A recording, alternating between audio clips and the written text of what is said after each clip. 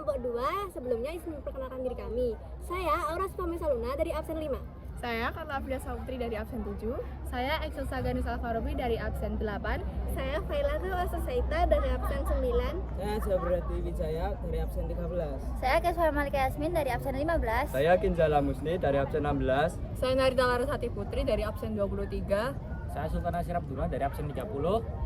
Kami akan menjelajahi Candi Plausan. Lewat sudah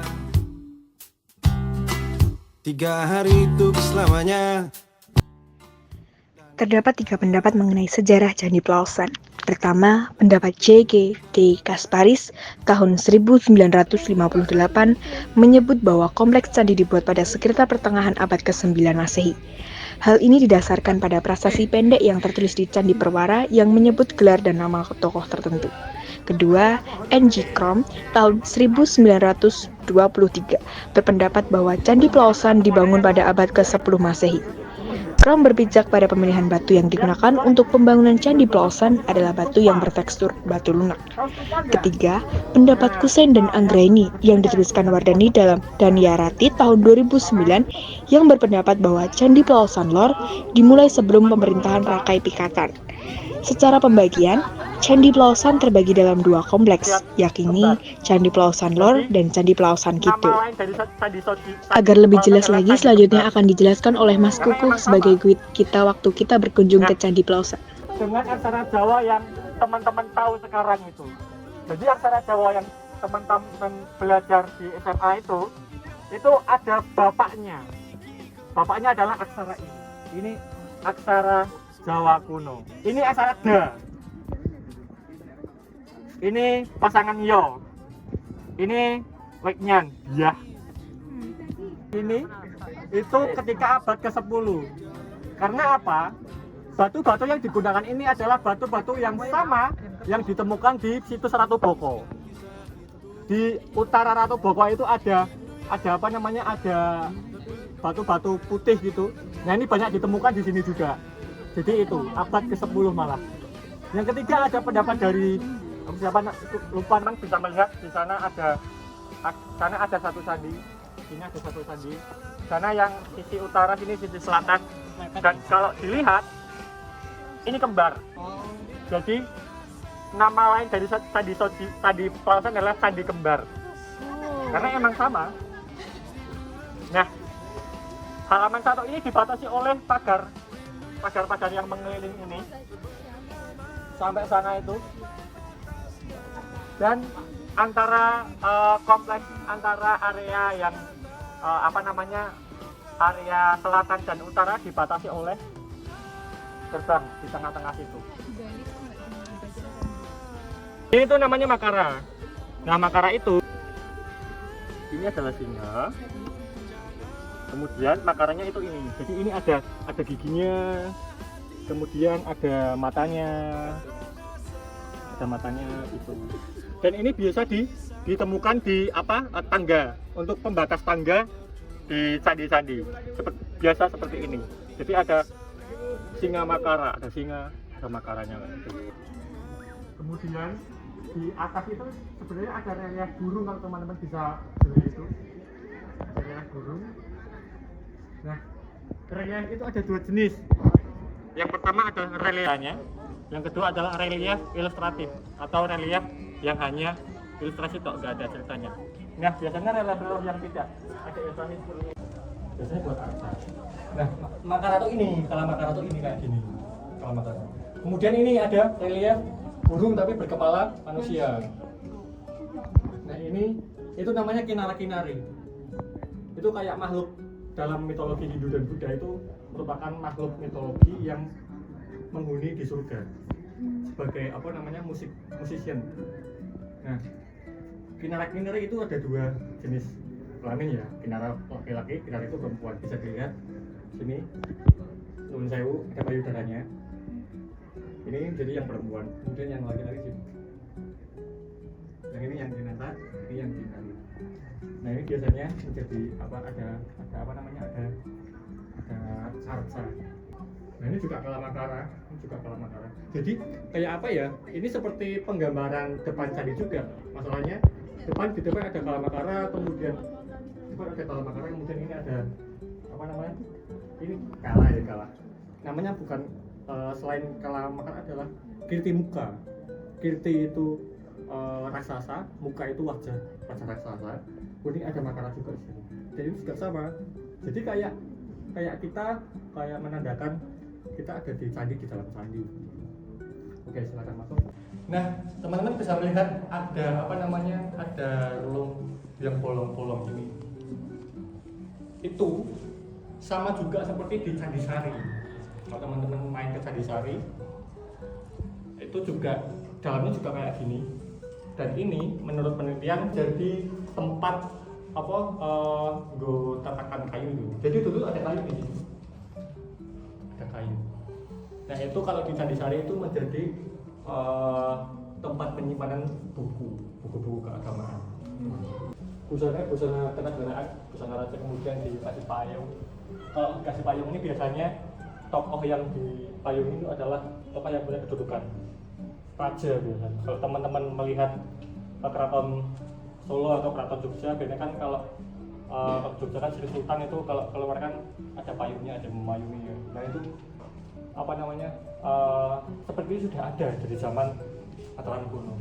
Karena payung itu menyimbolkan, payung itu dalam bahasa Jawa kuno adalah catra ningrat, yaitu seperti diibaratkan raja itu memayungi seluruh dunia, mengayomi, seperti itulah. Jadi ada filosofi payung itu seperti itu, gitu teman-teman.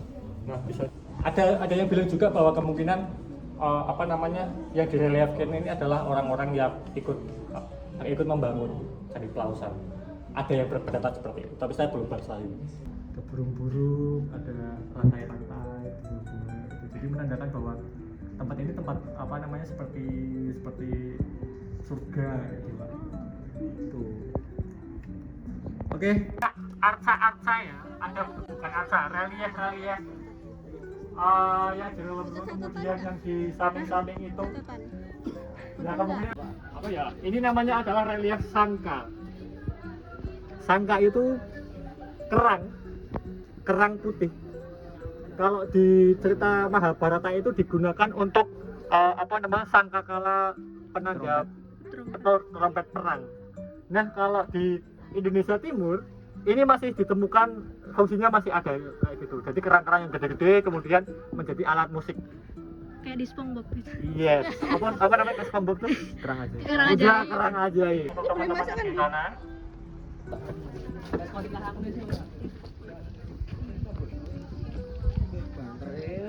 Biasanya memasuki candi itu ada dua cara. Yang pertama adalah pradaksina, PRADAKSINA. Pradaksina itu kita mengelilingi candi searah jarum jam. Jadi dari sana kemudian sini mengelilingi candi searah jarum jam. Kemudian ada cara satu lagi namanya prasawiya, PRASAWYA. Itu kebalikannya dari pradaksina. Jadi mengelilingi candi berlawanan arah jarum jam. Itu ada maknanya sendiri-sendiri. Pradaksina itu biasanya untuk dalam rangka untuk pemujaan candi. Dan ini teman-teman kalau pas Waisak itu biasanya teman-teman kita yang beragama Hindu Buddha itu kan juga pradaksina juga. Kalau nah ada beberapa candi di Jawa Timur itu membaca reliefnya itu harus prasawiya. Ketemunya ketika prasawiya gitu. Ada perbedaan itu juga. Jadi kalau teman-teman main-main ke candi pradaksina. Oh biasanya kayak gitu lah. Searah jarum jam. Karena banyak candi-candi terutama di Jawa Timur itu selain menjadi tempat pemujaan juga menjadi pendarmaan bahasanya ya Pak, makam gitulah, makam dari raja-raja kerajaan pada zaman dulu gitu. Jadi ada satu raja yang meninggal kemudian dibuatkan candi. Kalau di Hindu juga ada reliefnya, tapi biasanya yang ditemukan adalah arcanya bukan arca, ya ada arcanya juga. Seperti di Prambanan ada 3 gede, yang pertama candi Siwa, kemudian Wisnu, sedangkan di dalamnya ada arca ketiga dewa itu. Kemudian kalau dicari yang kecil-kecil itu malah seringnya ditemukan adalah yoni. Ya, lingga dan yoni. Dan kadang dicari hijau kalau teman-teman naik ke sana. Karena biasanya arca-arca yang zaman dulu itu emang dibuat bagus banget dan punya nilai jual. Tapi ini nggak semuanya. Yang kedua adalah faktor vulkanologi. Jadi gempa itu juga bisa mengakibatkan tugel atau kepalanya itu bisa patah. Dan banyak juga arca-arca yang ditemukan di sekitar Candi Pelausan itu tanpa kepala. Dan bahkan ada satu cerita, itu salah satu arca Buddha yang sudah disimpan di mana di sana itu Selatan Mandapa itu, pasangan kepalanya itu ditemukan di Candi Pelausan itu. Jadi jauh banget gitu loh. Kok bisa? Identifikasinya gimana? Yakinnya kalau wis sirahe dekne. Pas. Potongannya itu pas. Dan ketika dipasang pas. Enggak lah ya. Iya, ada cerita kayak gitu juga. Jadi Arca Desti Ngono, kepalanya di Pelausan Kidul. Pemasangan kepala arca ini ataupun sambungan kayak gini, sambung itu juga ada metodenya. Nggak bisa sembarangan kita masang kayak gitu. Ada metodenya. Kemudian pertama gini dibor dulu, kemudian dikasih nanti ditempel kayak itu. Ini kan juga kan hasilnya kan. Pernah salah nggak mas? Apa? Pernah salah nggak waktu dia? Salahnya kalau salah saya belum tahu, apakah setahu saya bukan salah mas, tapi belum selesai Gitu. karena di di Borobudur itu, di Balai Borobudur itu ada, di depannya itu ada unfinished Buddha. Jadi arca Buddha itu belum selesai dalam pahatnya itu loh. Terus kemudian ada juga banyak teman-teman arca yang emang tidak selesai. Yang terbaru adalah yang ditemukan arca Ganesha kalau nggak salah di Jalan Tembus. Langsung di situ ya? Di batu candinya itu ya? Bukan memahat di batu, tetapi memahat di candinya. Kan bisa kayak gitu kan? Iya. Bisa banget kan, misalnya kayak gini, dulu kan segini terus dibuat ke dalam toh, ini kan timbul toh masalah itu kan. Kalau logika sekarang waktu satu batu kita pahat kemudian tempel kan kadang nggak bisa pas. Tapi kalau sudah dibuat tadi seperti ini, sudah ada bangunan seperti ini kemudian dibuat dipahat itu malah lebih masuk akal gitu. Lebih logis kalau memang dipahat di candinya. Ini kan nggak sama kan, nggak kotaknya beda-beda kan.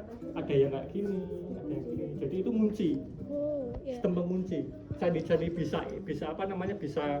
bisa berdiri itu pakai sistem kuncian itu. Ini goyang-goyang. Bukan seperti pakai putih telur kayak itu, tidak teman-teman. Candi itu pakai sistem penguncian. Biasanya ada juga yang menggunakan, kalau yang candi-candi pakai batu bata itu, yang merah itu, jadi digosok sih, dikasih air digosok sampai bisa melekat banget gitu. Nah, itu begitu panas suhunya tinggi kan dia melekat. kalau yang batu-batu pakai sistem kuncian. Atau beribadah bagi teman-teman Buddha yang bisa dilihat sampai sekarang masih sampai sekarang juga masih. Nah, bisa dilihat di sana ada 1, 2, 3, 4, 5, 6, 7, 4 yang ini. Belum kita bahas di sini ya teman-teman ya. Bisa dilihat di depan sini itu juga ada perwaranya. Tapi perwara stupa kayak gitu loh. Stupa kayak gitu. Oh, yang bundar. Ya, yang bundar seperti itu. Gunduan seperti ini apakah menjadi tempat bertapa? Sangat Tidak. cocok. Untuk tempat apa, Mas? Terus Ini adalah tempat untuk pasak atap gitu loh. Tiang sopo. Oh, dulu berarti ini ada Ada atapnya dan itu pakai organik kayu dan lain-lain. Ya, maka di sini itu tidak ada atapnya. Jadi ini itu fungsinya untuk menjadi soko. atapnya pakai hijau, jadinya ya sudah tidak ditemukan. Apa namanya? Oh, di sana nih. Itu yang kepalanya disambung itu di tempat penyimpanan itu, bukan di sini. Tuh. Jadi bisa dilihat ini lebih jelas banget ya. Ornamen belakangnya ini ada apa namanya, ada Fatma juga, terus ada lidah api itu, lidah api apa ya, bahasa istilah lain.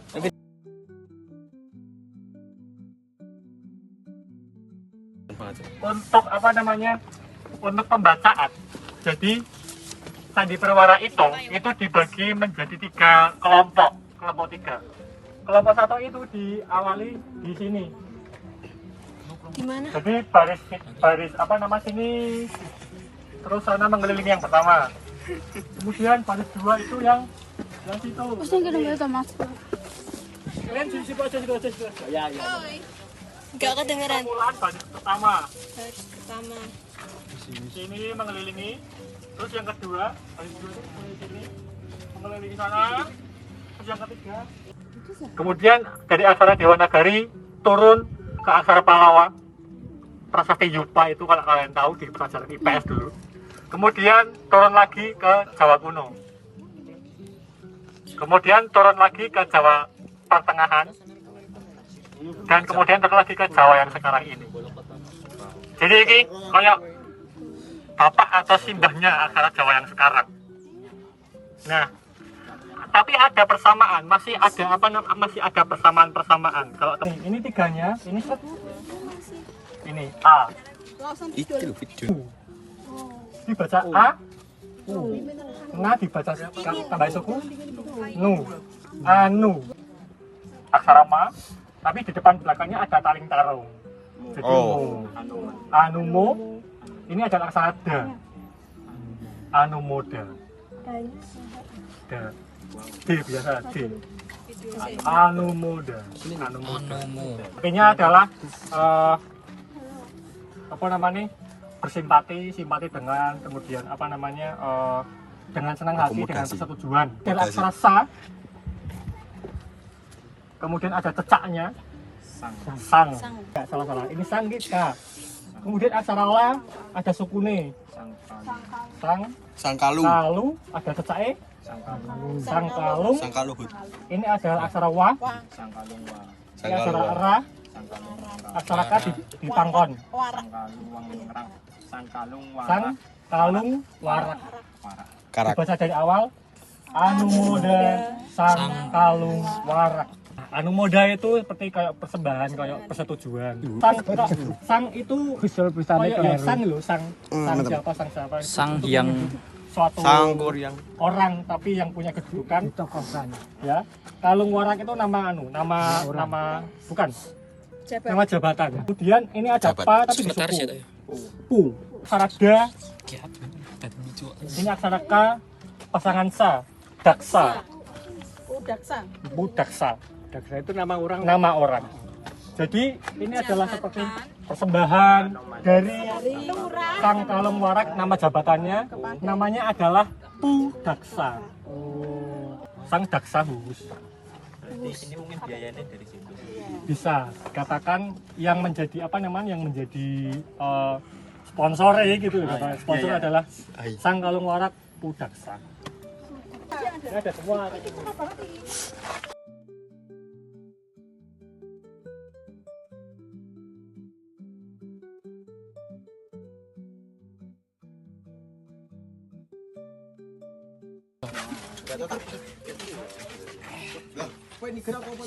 Saya keliling Prambanan.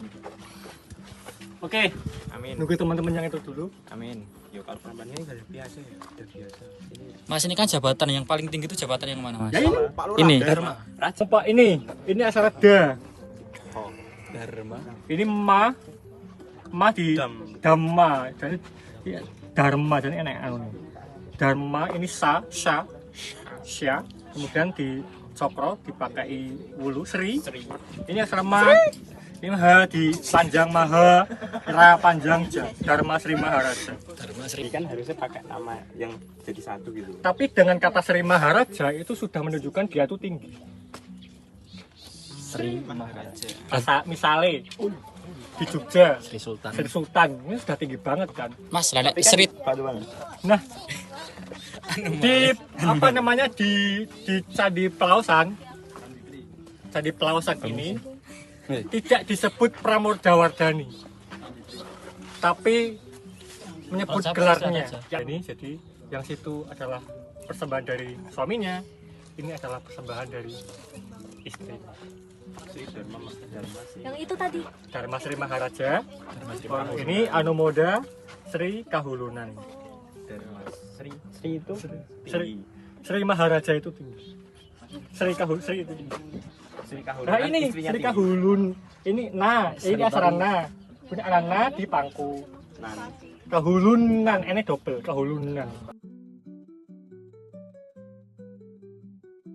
Assalamualaikum warahmatullahi wabarakatuh. Sekian vlog kami hari ini.